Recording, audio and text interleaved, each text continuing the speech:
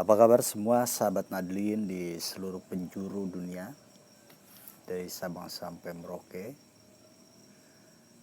Di sini kami akan menge-share perjalanan politik yang perlu sama-sama kita dengarkan dan kita simak dari seorang tokoh ulama.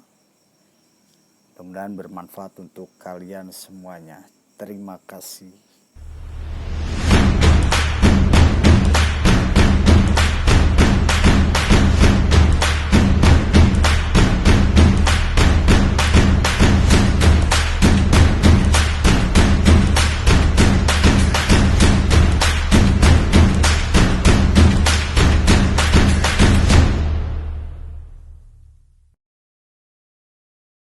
Nah, bagaimana kita mau memisahkan antara NU dan PKB?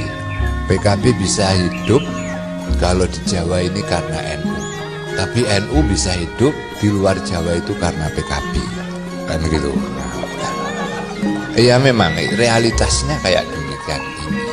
Demikian juga bahwa NU dulu bisa masuk ke pelosok-pelosok di Sulawesi, di Kalimantan, di Sumatera, itu karena NU pada waktu itu menjadi partai.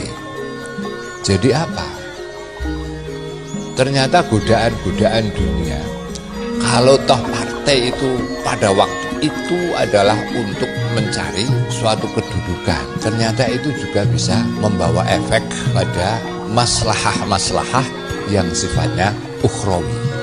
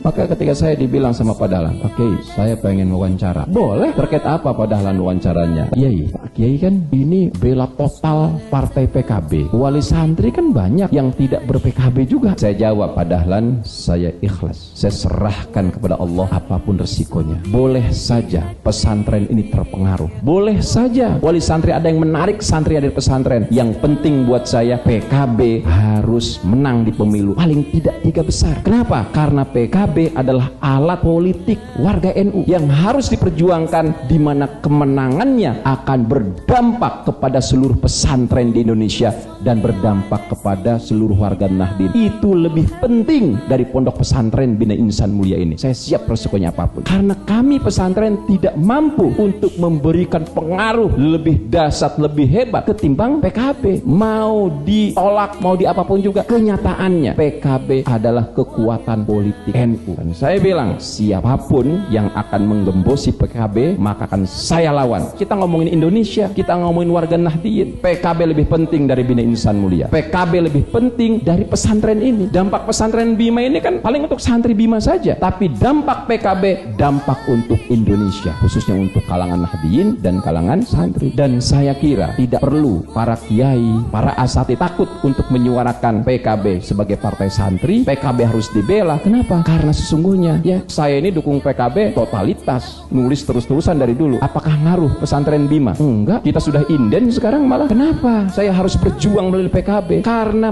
NU ini mayoritas, konon 90 juta, tetapi kita belum bisa memenangkan pemilu. Partai kita kecil, partai santri ini baru 11%. Coba kalau NU itu 20% suaranya di parlemen, kita menjadi partai yang kuat. Menteri kita banyak, menteri santri, dampaknya akan luar biasa ya buat dunia pesantren, buat santri, buat komunitas Nahdiyin. Jadi saya nggak takut ya, saya akan tetap lawan siapapun yang pengen menggembosi PKB, karena saya sadar yang memperjuangkan pesantren selama ini partai yang totalitas memperjuangkan pesantren, yaitu PKB. Inisiatornya PKB, yang lain ikut-ikutan saja ya, bahkan ada juga yang sering menolak. Dan kenapa saya perjuangan? Karena mayoritas dewannya juga santri.